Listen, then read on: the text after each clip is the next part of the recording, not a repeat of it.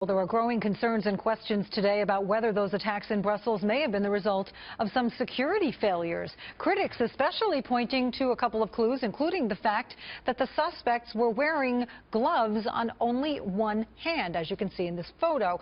Just one of several red flags that security analysts say might have been missed yesterday and in the days leading up to the bombings. Meanwhile, Senator Lindsey Graham calling out President Obama on Greta's show last night for his response to all of this.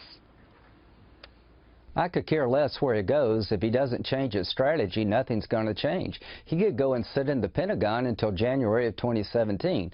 If we don't come up with a regional army to destroy this ISIL army, they're going to hit us here in America. The only way you beat an army is with another army. We don't have a game plan to destroy ISIL. He's trying to run out the clock and pass this on to the next president. All right, Judge Andrew Napolitano is a Fox News senior judicial analyst. Hi, Judge. Thanks as always for coming on. Hi, Patty Ann. So, when you look at that picture, you can clearly see that two of these suspects are wearing only one glove each. Right. Not significant, perhaps, to a layperson, but law enforcement, you yourself easily recognize this as a detonator glove. Very significant to law enforcement and to intelligence personnel, and even to those of us in the West who follow this. The gloved hand tightly grasping the luggage cart, two identical gloves next to each other, indicates that it is containing a detonator. So that if something happens to the person whose hand is gloved, tackled by the police or shot by the police, and they let go, the bomb detonates. On top of that, next to them is a guy wearing a mask.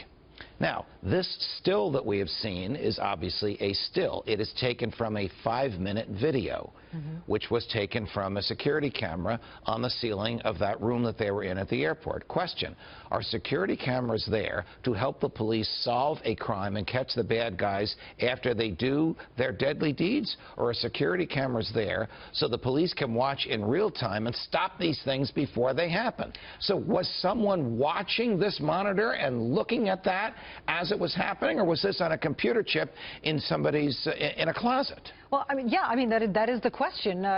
Usually you would see these security people in a room with a whole bunch of monitors looking at all different angles. Is it possible that they were just looking at some other camera with something distracting going on and didn't notice this whizzing by? We have seen some striking errors in judgment on the part of the Belgian police. I realize this is a tragedy of monumental proportion. I realize that we have the benefit of hindsight.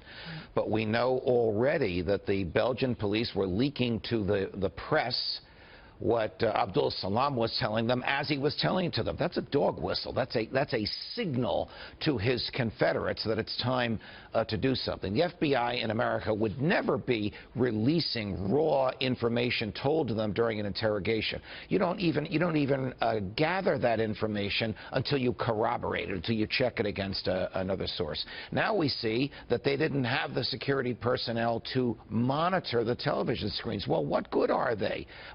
What good is it to the dead people if these guys who themselves are dead and their Confederates are caught? We want to stop this from happening in the future. We need to use technology to prevent it from happening. Could they have prevented this? It's a big if. They do have devices that could have isolated those two guys with the bombs, even if the bombs had gone off. Right. I don't know if the Belgian police own this. Okay. American police do. Judge Napolitano, thank you as always. Got to leave it there, You're Bill. Welcome.